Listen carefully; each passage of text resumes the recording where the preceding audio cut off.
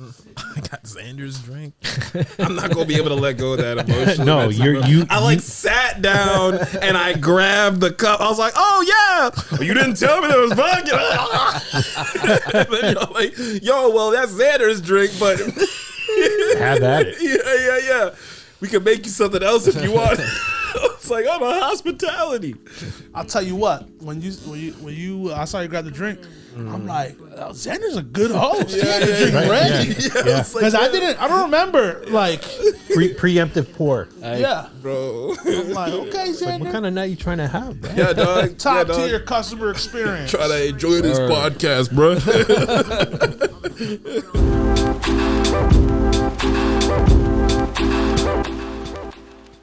All right, so we're listening to YouTube channel Bonita Music. This is published 2 months ago. Nice little mix here we got. I like the vibes. I like the couch. There's a lot going on here. I'm really, really feeling it. But yeah, this is really good. Eej. Good what? Eej. What's that? Background music. Have you heard the Knowledge Mind Design mix?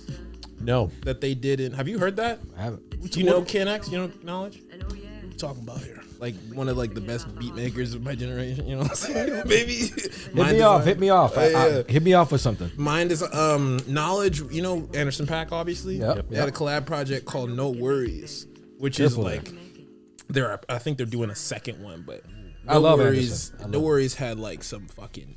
It's some fucking crazy song. I'm not great with the song names, even songs that I know and love. But I know what this shit sounds like. Okay. This shit is hard as fuck. And they're both obviously if you're a sample based musician, you have to have like a decent ass DJ catalog. You know what I'm saying? Yeah, you gotta definitely be playing hard shit because like you're listening all the time. Right. You know what I'm saying? There's gotta be stuff that you're at least like drawn towards that you know how to like put on it. Yeah. And like Mind Design. Incredible beat maker, incredible arranger. I mean, he's been really stepping into his arranging recently. Nice. Yeah, knowledge is premier. Knowledge is like that. How do you describe knowledge? Knowledge is like I think like a real spiritual successor to J Dilla. There's not really anybody out there. No, seriously. When I say the spiritual successor, so like I think that if he heard that, he'd be like, and there've been like in the last like. And that's not that I don't disagree with. Yeah. It's just that's a big statement. It's not one that people would like shy away from. Mm-hmm. Okay, you know what I mean. And now I'm very intrigued by this guy. It's tough because he's very much a beat maker, but like, and there are plenty of interesting beat makers. I mean, we all been listening to Calvin. No, of course, yes. And fucking, but like he is like. Like I remember Same Old Meek, his one of his big remixes was he did a series of Meek Mill remixes when Meek Mill was like a kid, when he was like 19, when he had the fucking braids, and he was like, motherfucker, you don't know how to rap, you know what I mean? Like it was like on some hard shit, and like he did a bunch of remixes of Meek Mill, and that revived, like Meek Mill's kind of like one of those rappers that's like you can't name, like he's charted probably, but you can't name any one of the songs that he's charted because he's just like he's fallen out of, you know what I'm saying?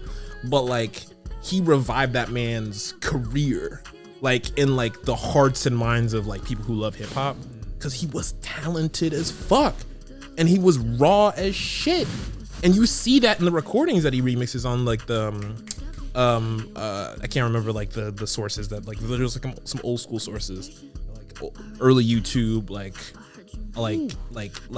really dope sources that he's like ripped the audio from. Same Old Meek, that remix is insane. Like that, I mean, I saw that remix for the first time, and that changed my life. Like that's honestly why I make the music that I do.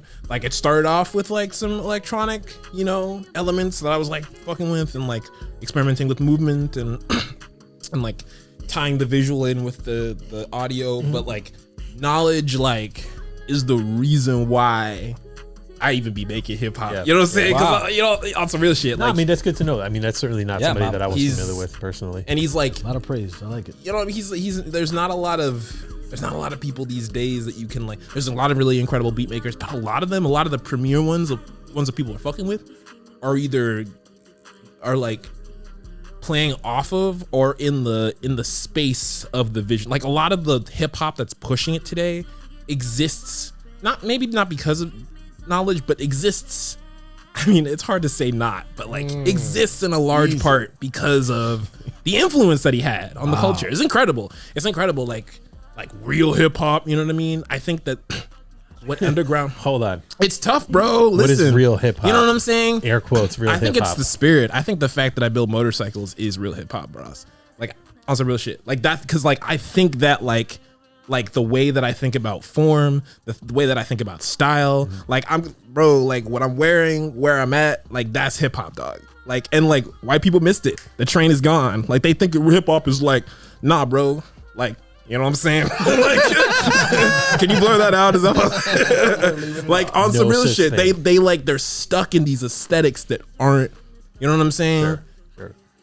Yeah, I could shout out some days, but like I also real shit. I like don't think hip hop looks like it's always been a cultural thing. Yeah, it's no, I mean I was just pushing thing, back bro. on your like commentary because it's always been a cultural thing though, and it's always been a cultural thing that's like punk music. In fact, I think a lot of the coolest. That's why like it's okay to be like, you know, maybe like, you know, Lil Yachty just put out an incredible fucking album recently. You know what I'm saying? Are we gonna call it hip hop? Like, what is it aesthetically? You know what I'm saying? You gotta stop pigeonholing these young black people and start letting culture be culture. You know what I'm saying? But if you want to like call it, you know, if you want to get old head about it, you know what I'm saying? Real hip hop is a cultural thing. Stop fucking playing with me. You know what I'm saying? I don't know. It's my opinion. You know what I'm saying? Feel it. Yeah, no, coming in real hot. Welcome to the Offbeat Podcast, the podcast about music, culture, relationships, and anything else that we want to talk about. My name is Rick. Thank you guys so much for joining us today. Over to my right. I'm going to start with you, Mike, our guest. We never start with the guest. Mike, thank you so much for coming, making your way over here. Yeah, drove here in a U-Haul, bro. AKA Father Hotep. Am I saying it right? Hotep. Father Hotep. Yeah, Hotep. Get it right, guys. Father Hotep. Thank you so much for making your way over here. I appreciate it. Absolutely. Over to my right here, Mr. X. How you doing, man? Let us gingerly touch tips. There it is. I love And last but not least, I touch. like my boy Shannon. What's up, Shannon? What's up, guys? What up, Which y'all? camera do I address? That one doesn't play. That one doesn't play to the audio crowd, unfortunately. But we're gonna keep that one. Audio crowd. He pointed his finger like that, like a basketball. Yep. Yeah, like Basketball guy. Like I literally don't watch sports, bro. like I don't watch sports. Basketball guy. Go sports. Bro. You know I don't watch sports. Yo, there's that like amazing picture of I'm gonna get his name wrong. Rob Lowe. He was at an NFL game and he literally was wearing an NFL hat, which is like it's just like, bro, way to nail it. Yeah. That's so I'm here for a good time. I'm here for the referees. Yeah. Cheering for the refs. Place these bets. I'm sorry. That was good. I'm here because of fairness. Oh man. Yo, like that. I'm here for that beginning message they play before the games. Here for the commercials. Damn. You said you drove here in a U-Haul? I did. I didn't let that slip. Yeah. No, you can let it slip if you want. I got plenty of gems. It's good to know. He's paying that $1 a mile, man. That's strong. So I'm not paying $1 a mile. I did tell them that it was 35 miles. And then Xander hit me up this morning. I was like, oh shit, like I gotta be there. My truck just blew up. And it's at the shop. Yes, the shop. The shop is my like driveway until I get it fixed. You know what I'm saying? Until I fix it. That's the shop. You do your own work on the truck? Yeah, dude. I haven't trusted a shop since like that. Like trusted a shop like that since like college, bro. So you don't go to Jiffy Lube and stuff? I like, you know what's funny? I actually did go to Jiffy Lube, but I still ended up fixing the majority of the stuff in the parking lot at the Jiffy Lube. You know what's funny? Oh, wow. Yeah, it's pretty fucked up. Guys, come over here. Let me show you how to do this. No, You're doing it all wrong. It wasn't like that. Long story short, I like blew a brake line and I had to like repair it myself. I did all the brake lines myself. I had some sort of idea that I needed a particular fitting. Hold on. I'm going to interrupt. Whatever. I'm going to interrupt. Yeah, it was up. Yeah. Because I think people need a little bit more than what we're giving them right now. Right, sure. I know Yeah. at least on the surface, that you're. I don't want to use the term in a derogatory manner, but a bit of a gearhead. I would say that I'm trying my best, bro. Listen, I'm like trying to explain. The cars that I've seen you share or post are not like, they're very specific. You've chosen these vehicles. So like, what is it that draws you to a car? Like, let's start there, and then we can maybe the way get it into looks, bro. Just purely that, just literally like the way it looks, like I'm kind of moving into feel. Like, I've had my Miata, I've had my fast Japanese sports car, I've had my like wacky fucking square body fucking 4x4. You know, I've had my like big like 1980s like big step side chromed out wheels fucking truck. You know what I'm saying? Like, but like it's the look, and it's coming into the feel, and like what it can do when people especially see like black people that are just like, they know their fucking shit, and they're like on like a really interesting tip. You know what I mean? Yeah. You know, because like, yeah, bro, it's fun as fuck too. No, I mean, listen, I don't know if you ever driven a Miata before. My Miata had blown out power steering. I didn't have power steering on Miata. That shit's fucking sub 2,000 pounds, bro. That's a go-kart. You know what I mean? That's a go-kart. Oh my god! I just wanted to call it out because I needed people to understand who they were dealing with. Sure. No, when we talk about Mike, bro, I'm just Mike. Don't worry. Opening the hood in the Jiffy Lube, having people come over. Come here, check this out, guys. Yeah, dude. Well, that's the thing. They weren't. It was more like I came in there kind of hot and like, I need this done. Could you just do it for me? Because my mind was like, I had some money that I could like put towards it, and I was like, I'll just fucking. You know what I'm saying? Just like, I'll tap this, because I like fucked up on a couple levels that are kind of annoying to talk about. But I brought it in. We'll save that for the Gearhead podcast. Well, yeah. Anyway, yeah, they were like, yo, we can't work on this like this. It can't be leaking and us work on it. Yeah. And I went, like, we'll talk to the guy. And the guy came back and was like, we're not going to work on it. And I was like, bro, like, I can't drive this to my house. If I tow it, it's just gonna be bullshit. I'm gonna lose one of my toes. You know what I'm saying? I buy a bunch of toes at the beginning of the year in advance. You know what I'm saying? Because I know what kind of nonsense I get into during the year. Anyway. All right. Wait. The funny thing is that I relate to that statement so much. I'm just saying, I relate to that statement so you much. You don't know what's gonna happen, so you get a AAA membership. And you fucking sit on it, dude. Oh my gosh. Bro, right now the truck that I'm driving has no reverse. What? Hey. I've been driving like that for at least a year. Bro. And I don't know how I do it. I'm impressed. But I do it. Yeah. So waiting for the toes. I think I got 6 of them things. Yo, incredible. Yeah, much respect to you, bro. Much respect.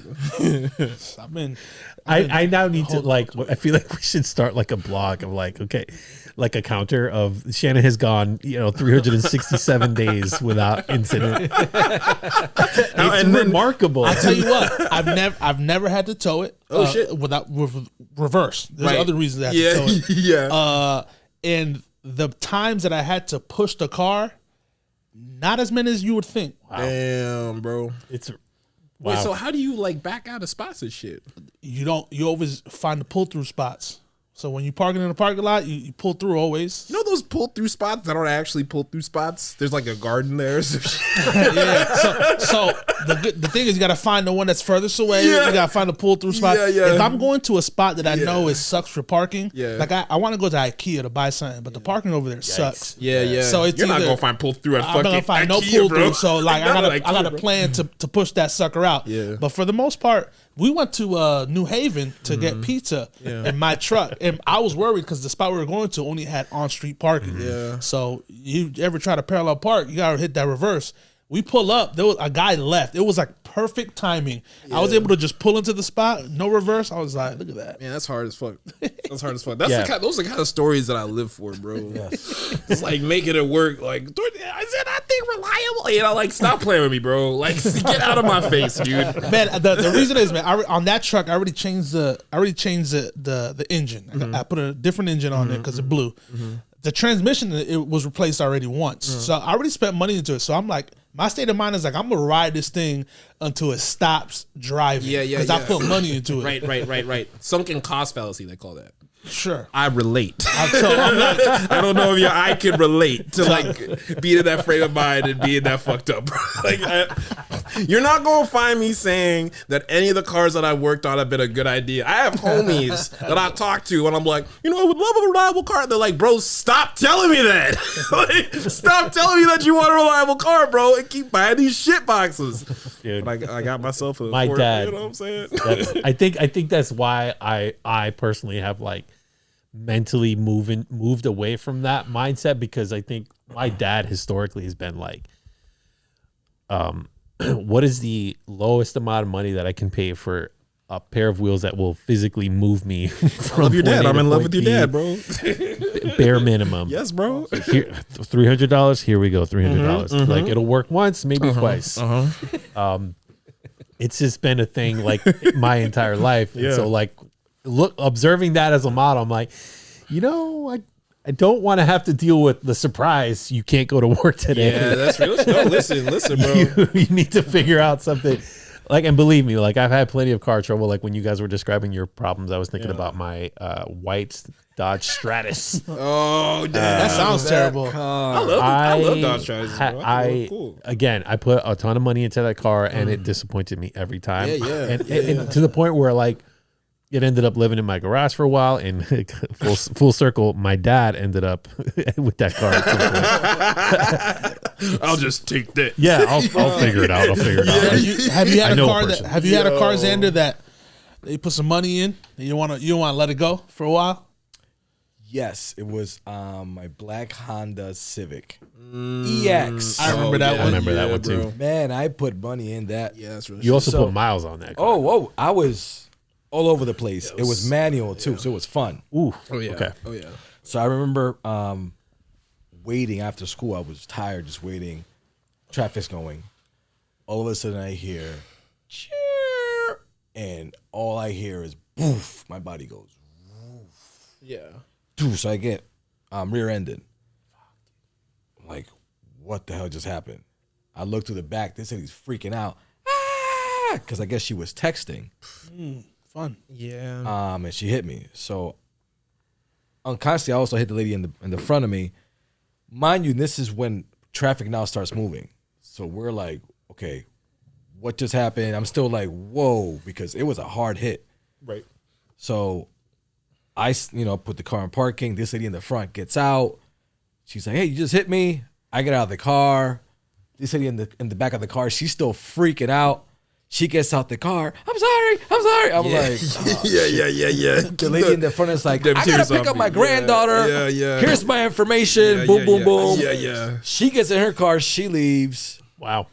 The lady in the back. So now there's like traffic. We're holding up traffic. Yo, So these guys are trying to get around us. I'm just like, what is going on? Still confused. Yeah, I'm still, because again, it's like, what just happened? Because everything's happening so fast. So I get this lady's information. We get this information, and we keep driving. The back of my car is trash. It's done. Yeah. It's done. So basically, all that to say that I did all this work for my car to get total at that moment.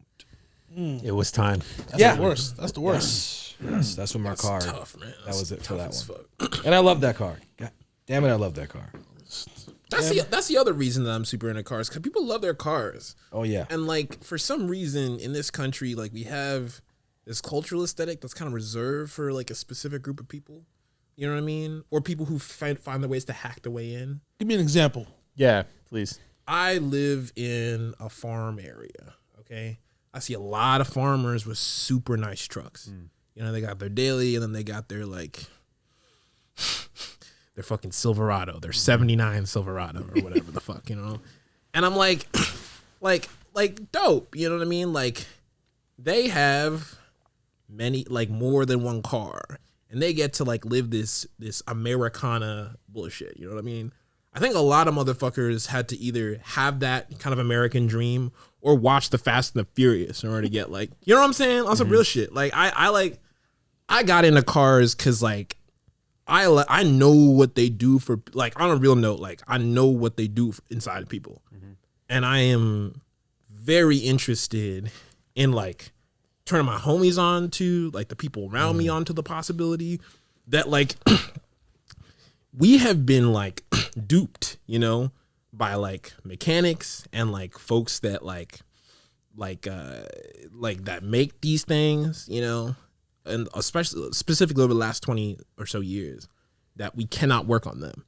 Like we cannot work on them. Like emphatically. Like you can work on your house, you know what I'm saying? You can work on your garden, you know what I'm saying? Yeah. But the car industry is like fucked in the sense that they like. Are you talking about, just so that I'm following, like adding complexity to things or right to repair stuff? So the right to repair stuff's a low, like kind of in the laws a little different, but like adding complexity visually. Yeah. Okay. Specifically visually. Cause like some of these cars haven't changed, like haven't changed much. They just add like plastic on top. Yeah, sure, you know what I'm saying? And you're like, oh man, I can't even start to like conceive of the, you know what I mean? The depths of, you know what I'm saying? Like it's just plastic, but they like do that shit. And then like, and like the communication between like mechanics and like, you got to find a good local mechanic who's willing to like bring you in the shop. Like they're like in these big dealerships, they don't let you come in the back, you know, it's like a black box and you like can't like touch anything or like, and you're like, motherfuckers just want to like learn how this shit works. Like, how do I be liberated? You know what I'm saying? And it's like one of those industries that's like, you got to be an enthusiast or like stubborn as fuck. And people have day jobs. You know what I'm saying? It's dumb as fuck. Like people have day jobs. And I just don't, I think that like the enthusiasm that I bring, the way that I like approach it, like I mean, you see my remixes, like I love rally, I love motorcycles, I love all sorts of different kinds of aesthetics of, I try to bring that life to like, this is something that you can, since enthusiast route seems to be the easiest way to go, you know what I'm saying? Because it can't just be like a normal thing, you know what I'm saying? At very least, I can bring that enthusiasm in a form where people are like, yeah, all right, sure, wow, you know, maybe I should do my own oil change and not pay someone $60, you know? So while we're there, right? Because I mean, ultimately, that's what we're trying to get, land in the world of music. So how does, there's an intersection for you specifically between music and, you know, your love of cars, your love of automation. Like at what point did you say, let me smash these two things together and then make something from that? Like what was on some real shit? It hasn't happened yet. It like hasn't happened yet. What would you say you're trying to bring it, right? Like I'm trying, and that's the thing. Like, you know, I got a bunch of, I like fabrication, I like sewing, I like nice wood chairs. You know, I like talking to people. You like to whittle wood. I do love wood. You know what I'm saying? But I got a nice dresser in a very nice dresser in my fucking room, and a very, you know, kind of nice carpet in my room. You know what I'm saying? I'm very proud of that carpet. It's an expensive carpet. Anyway, you know what I'm saying? Whatever, it doesn't matter. You know what I'm saying? But like, yeah, I do visual remixes, you know what I'm saying, sort of in like, honestly, you know, we're talking about knowledge, like in the style of, you know, what, like cut up images. Yeah. Usually off of like video sharing sites, you know, or wherever I see, or wherever I can rip the videos, or images, sometimes off of archival footage and shit, off of, you know, all those archival spots. And I love integrating the movement of those things, but like I'm more of a movement guy, you know. I think cars is like, I love cars and I'd love to, but I know I try not to force it too much with like, how do I make a car video, you know what I mean? Because I know my heart's in the movement, because like that's how my music works. What does that mean? Like spell that. I mean, I know it's like, it's kind of like this ethereal thing. Yeah. Movement like, of how I feel. No. So it's like, yeah, sure. Like music moves me. So I'm trying to figure out a good way to describe it visually. So like, you know, like when you listen to music, like your kind of soul changes shape. Okay, yeah, that's a great way. It's kind of like when we were listening to, you know, like the start of the show. You know what I'm saying? Like intro. Yeah, the intro music. Yeah, it kind of like your soul changes shape. Like you're like, oh fuck yeah, you know what I mean? Mm-hmm. Like it gets you in the mood, type of thing. It does, but like more. Nice call. Yeah, you're right. But like my vibe is just like I like creating music that feels like like that like emphasizes the implication of rhythm over the rhythm itself. Like I can, you know what I mean? I make trap beats, I can make whatever kind of beat you want, but I care less about that. More with like, and this is something that Knowledge does really well and why he's so important for like pushing the genre of beat making. Cause you hear a lot of motherfuckers on like a wave right now where they're on like drumless beats. And like people are like, why do you do it? Why are you just doing a sample? Like what's the, you know what I mean? Like,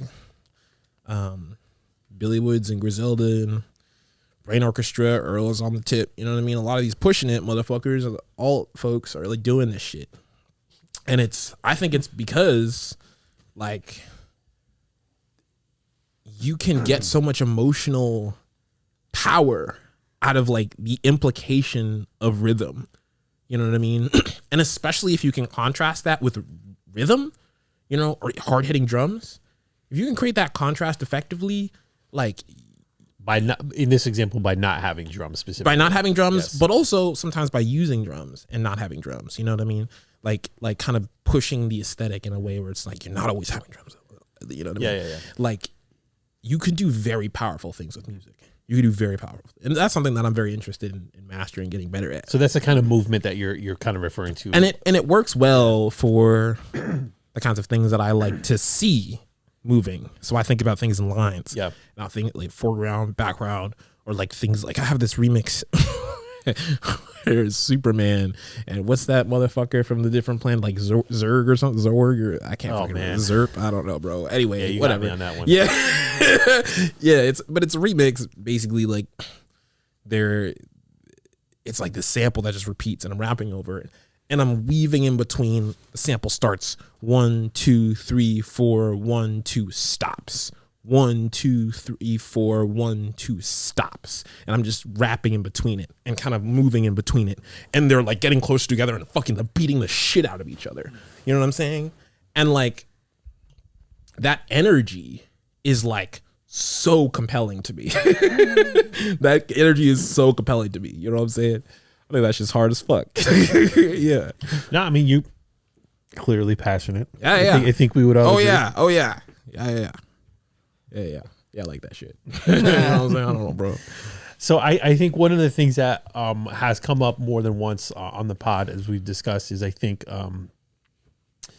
generationally, right? You know, you might, and I say this with gigantic air quotes, sure, might, yeah. file me under old head. Oh no, no!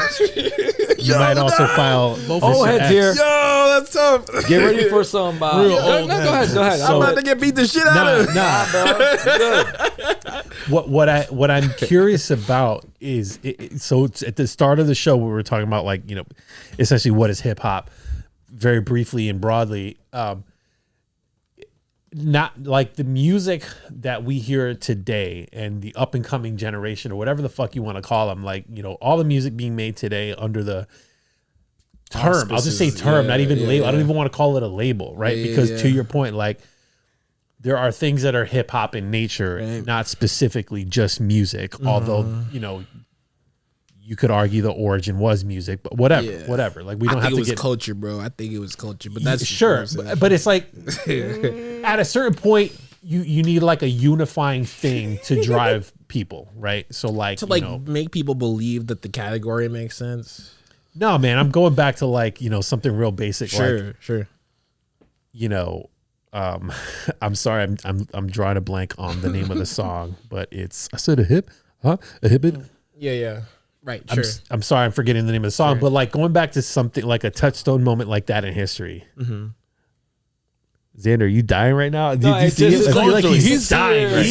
My boy's having trouble. Rapper's Delight. Rapper's Delight. Yeah, right. Xander's going through it though. No, I'm good. I listened to all 14 minutes of that song. You know what I'm saying? Over again, bro. Listen. I love that fucking. It's a long ass song. It is a long song. So I'm just referring to that piece of history contextually in this conversation, right? So like think about that version of hip hop and think about hip hop today and how much it has changed, but we still call it hip hop, right? And so that's the point I'm trying to drive home is like, you know, the difference between what you might listen to or what Xander and I might listen to, and to a lesser degree Shannon, he's like the in between. Oh my here, God, you know, bro. he's not quite as old as us. Sure. There's obviously a difference there. There's obviously plenty of overlap. Touchstone moments, bro. You're talking about touchstone moments as unifying generations, right? So like, call it the touchstone. Maybe you didn't see the touchstone, bro. I think that touchstone happened in a couple. There's a couple people that instituted the touchstone that is at least relevant for my generation of hip hop. Okay. And that was honestly the cred Earl got from Odd Future. Like Earl got cred. Yeah, Earl got real fucking cred. Like then, like, you know, Earl, and kind of maybe I call it threefold. Maybe this is a theory of the touchstone of hip hop, right? So like this is I should not be saying this. I should not. I'm You're not, the guy. I'm here. honestly not like that rap guy. I'm like not that rap guy. You know, I like rap as a medium. You know what I'm saying? I have a country album that I'm working on right now, and I'm like, you know what I'm saying? I'm like pushing it hard. I'm like, yo, you should, you know what I mean? Like listen to my country album, but like. You know what I'm saying? I love the format. I think that Earl got cred from Odd Future. By extension, Tyler, you know, kind of in like that group was really important. At the similar time, Kendrick. At a similar time, Kanye. And Kanye was already doing things in the thousands and pulling it into, and Kendrick was doing things, especially lyrically, conceptually. There are many people in his circle that did shit. And I think that, but on a edge of where the edge is, Earl, and now the squad that follows Earl, and that is around Earl, you know what I mean, and that have like not riffed off of, obviously, because Griselda is very different, but like have like Conductor has been like really important for bringing that like drumless sound into Griselda the way it is, you know, and. Or like Pink Navel, or not Pink Navel, I'm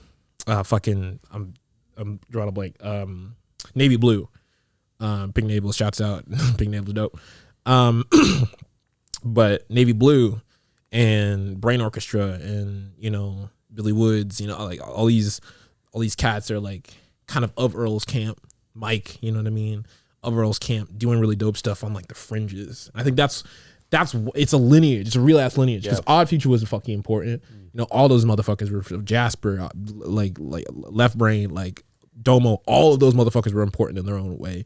But I think that like it's really wonderful because like Tyler took on the culture aesthetic legacy, and Earl just went to the fucking fringes. Wow, you know what I mean? Pink Sifu, like we would not have those motherfuckers in the same way if we didn't have Earl being like, yo, this shit's cool as fuck. Like, I'm just gonna do drumless shit. Stop playing with me. Stop boxing hip hop in. Right. You are fucking like that shit was important. I think that he's like pushed the edge a little bit. And the knowledge, I think, was kind of the connector in the middle of the 2010s when those motherfuckers started doing their own thing, right? Like kind of created fertile ground, you know? That's a really great way to put that. I appreciate that you kind of like talked like the spectrum. I think for me, and again, like I don't consider, maybe you could file me under a hip hop novice. You know? No, I'm definitely advocate. A beginner. I'm definitely a beginner. If there was ever a beginner, a hip hop beginner. Yeah, but like what I want to draw attention to is like I appreciate it. I appreciate like following it kind of from afar. You know, and whatever, growing up in the hood, like so, like it's kind of baked in. But the fact that, you know, there is a, you know, I don't even want to call it a torch passing, because it's like it doesn't feel hip hop to pass a torch. It's like I'm taking this, and I'm making it my own. Right. And you can't. There are no walls here, right? Right, but there is a lineage. I think y'all are looking for a lineage, and like, bless you, I appreciate that. That's real shit. You know, like you want people to, because and pass the torch is a good way of putting it. Because like, you know what I'm saying, like. You don't want to be stuck being like, well, Lil Yachty came out with a new album, and now we have to decide if it's hip hop or not. You know what I mean? Like, but I mean, I'm certainly not trying to do that. You know what I'm saying? It's a Flaming Lips produced that shit, dude. Like, stop playing with me. You know what I mean? Like that. Like, it's not. It's. I think it just a historical perspective is needed, and the minor historical perspective that I have, and why I've had to just accept. You know what I mean? That like I am a part of a lineage. And that lineage had a touchstone moment around the early 2000s that started and was carried on. I think Kanye did a lot of really good work in reframing what the black body looks like, what like the hip hop artist can look like, and like let Odd Future, and flourish and like produce. There's so many other people, but like Kendrick and Odd Future, I'm thinking of specifically as like the prodigy lyrically and culturally, aesthetically, for like what hip hop could be, Wow. I don't know anything about hip hop. That's just what I see. What I've seen. I appreciate it. I just tell you what I seen. X, do you have any thoughts? So okay. I know we covered a lot of ground there. Yeah, I'm not sure where to start. Or where I mean, just contextually, we're talking about Odd Future. We're talking about Kanye, Kendrick, the history of hip hop, and kind of where we are today. Like you with your deep knowledge of hip hop. Well, see, that's the you thing. want to interject any data? The old head. The old head. Yeah, let me get an old head take. Sure. Put them on dial up. And now for the old head take. And now Xander. Wow. Plug Dial into up. All right, we're there. The Napster generation. We are there. I pirated music on Napster when I was getting. But by the way, shout out to my friend Yui who hated that I used to pirate music from Napster. He was like, "No, you should go buy it." I'm like, are you crazy? I'm downloading this for free, bro. Yeah. But anyways, no, because I do get called old head sometimes from time to time. I do like my old music. I am a 90s head or 90s kid, if you want to call me. Right. So that's my touchstone, if you want to call it that, as far as the music that I relate to as far as hip hop. Right. What I think is happening, and I guess you can call it that, if you want to call my touchstone, I think you're also going to your touchstone as experimenting on what hip hop should be. You don't want it to be boxed in. I don't think hip hop should never be boxed in, because at that time, when gangster rap was coming out, they were trying to box it. I was like, no, this is not good. rap. It was trying to ban it. All this stuff. But that to us, at that age, I was like, man, they're trying to ban music. I want to hear more of it. Right. So when you ban something, you definitely want to know a little bit more of it. So at that time, I just remember I always speak about this. It was 1993. The first rap person that I heard was Method Man. It's from the Wu-Tang Clan, and then like automatically I was completely like related to this genre, this culture, like you said. I mean, I'm talking about from the way he rapped, his clothing, the way he talked. I was just like, I'm completely so. So I know what you mean as far as, the touchstone moment. And I'm not that type of old head that goes, if it's not rap like this, then this ain't real rap. So that's the part that I do agree with the younger generation, is that everybody has their own, like you said, touched on their own style, their own lineage. You know what I'm saying? So as long as you pay respect, that's where it came from. Right. That's all that should matter now. But you should never. I'm not expecting a 15 or 16-year-old guy to rap like a 40 or like a Jay-Z. It's just like, for example, and it's not that I don't like this guy. I think he's cool. But like Joey Badass, for example. Sure. Okay. Sure. Yeah. He was a young kid trying to rap like the old school. I understood what he was doing. I just didn't really necessarily get it. Yeah. And then it's not that it wasn't bad. It was just like, you could be just rap. Because, for example, a lot of my old heads, when they tell them I like Kodak Black, I like Kodak Black, they were like, what? Are you crazy? Like, this is that young wild black. I have a special heart for young music. I just have it there. And when I remember when Kodak Black came out, he was just, I'm like, who is this young kid? I love his music. And my friends could not believe it. I was like, this is crazy. So I do understand what you're saying. I'm not an old head to the point that I'm like, this is real hip hop, because I do hate that term. Right. I do hate the term real hip hop, because it does box it in. It doesn't allow it to grow.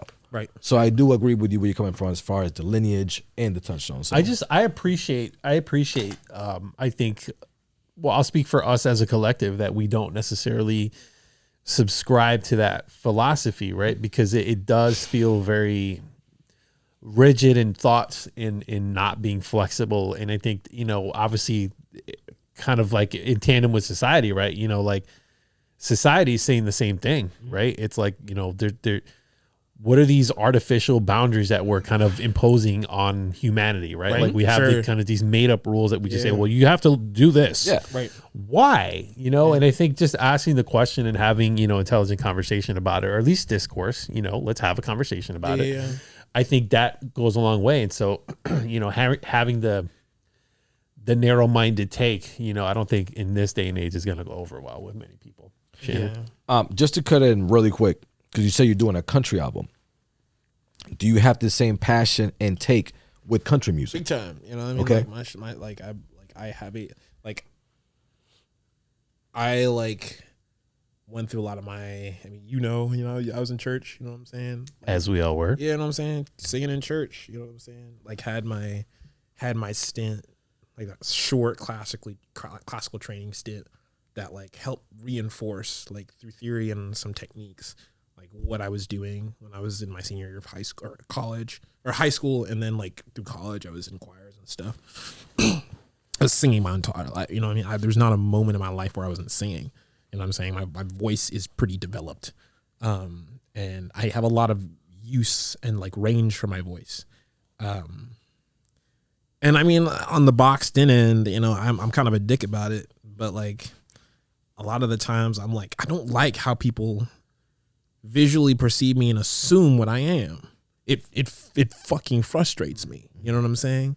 I'm not your, you know, first black boyfriend. You know what I'm saying? Like, stop. Am I wrong? Like, seriously, bro. I don't need that. I really don't need that. we can sit on that for a second. That was so specific. Amazing. Dude, I love it. Am I wrong? Guys. You're the first Hispanic person that I've ever. You know what I mean? Like, stop. Yeah. Oh man. Oh my God, I can't believe. It's like, but like people put you in that box. Totally. They put you in that box so hard that you don't even realize that's why they've been fucking with you. You know what I'm saying? Great point. And That's a great point. I'm not interested. I have a way richer inner life, and I am way more interesting than that shallow conception. I think black people as a whole are way more interesting than that conception. We need to stop. We need to stop. And I want to be a living example of like what that looks like. You know what I'm saying? I'm not just in one thing. I love Marty Robbins, bro. Like, stop. Like, Big Iron is my fucking jam. You know what I'm saying? Dolly Parton is my homegirl. You know what I'm saying? You know, I'll tell you what. I found a list of like black country artists, and from the clips that I saw, I'm like, I dig this. Yeah. Modern black country artists? Yeah. I gotta find it. So I can send it to you. And I'm like, it's like super, like, cause I mean, it's kind of like the same problem with rap music, right? It was black music first. You know, it was black music first. Mm-hmm. Like it, you know, the blues artists and shit. You know what I'm saying? It's just like some folks branded it. This is country, and we're gonna sing about this. And you know, there's incredible artists from the 70s, 60s, but. Shoot, Elvis Presley made his career doing that, rebranding music. Yep. But I digress. It's fucked up, bro. Like we like, and you know what I'm saying. I think a lot of people have just been like, all right, fuck it. You get it. You get the sound. Yeah. Take the sound. You know what I mean? Right. Not like, I mean, people like kind of do the repo like it was black music in your house, electronic. Blah, blah, blah, you know what I mean? And I could go on that tirade. You know what I'm saying? But I think the problem is, Mike, I'm not disagreeing with you at all. Like I think like when you have specific conversations like that, like knowing your audience in the room is like always like paramount, right? Because like you could have this conversation with us and we're going to listen open-mindedly, right? But like depending on where you're at, like, and I'm not even like trying to get into like the weeds as much as I'm saying like people have to be ready to have that conversation, and that's frustrating. It is frustrating as fuck because it's like you're trying to talk about history, not knowing your history. Yes. Stop. Stop it. You know, what are we doing?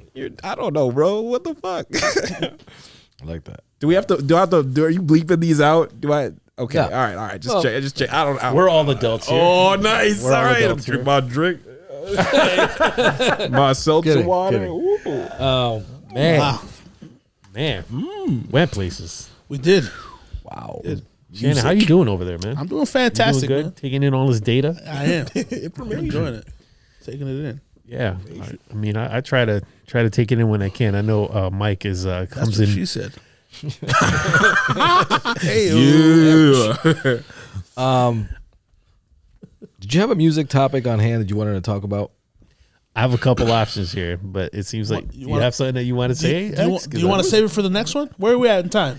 We should begin to land the plane. Okay. We should gingerly land the plane. So I will end with this little, just a little nugget, just a fun little nugget. How do you guys feel about a fun little nugget? I love nuggets. Come on, give me a little nugget.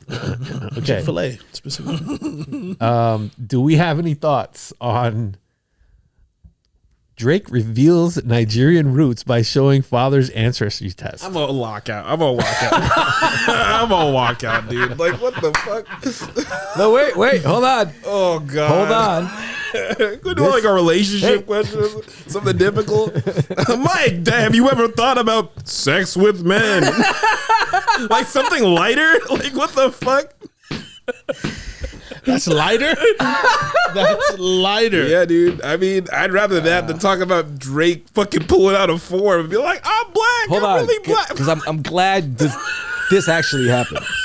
We're here. Because the passion and hate Mike has for Drake is very real. I'm gonna just put this down right Yes, and I'm glad that I met a person like me because I want to. What is it? Yeah. What is the? Because I met folks like you. The moment the name Drake happens, it's like, and then they want to break things. Yeah. What is it? As evidenced by the alternative topic Yes. that he preferred to talk about. You Go know ahead. what I'm Do saying? you consider him to be hip hop? Is Yeah, that sure, right? whatever. Okay. I don't care. Like, be whatever you want, bro. You know what I mean? I don't care. Well, he's, Man, not- he's Nigerian now. This boy here. He's Nigerian. listen, So that dude, statement right there, I can tell that pissed you off. it's just like, why do we keep like Here we go. Mac Miller wasn't a good artist because he was white. He was a good artist because he was a good artist. And he was himself. Yep. Like, I mean, the consistent answer with Drake is always like he's everything without it being himself. I'm a multifaceted person because I'm myself, not because I'm trying to do everything. So you're saying Drake's gonna come out with a Nigerian accent now? You said it, bro. You said it, bro. That's a good take. You know what's funny? I've heard Drake's like pretty nice in person, like a cool dude, and like it kind of sucks that he couldn't make the transition to being a cool person. You know what I mean? That was a burn. Wow! I did not expect it to go there. Yeah. but I appreciate it. Guys, thanks so much for joining us today on today's episode of the Offbeat Podcast. We appreciate you guys tuning in. Mike, thanks so much. We really appreciate it. Part of my bullshit. Hope you stick around for the second episode. X, Shannon, Peace. peace out, guys. Peace.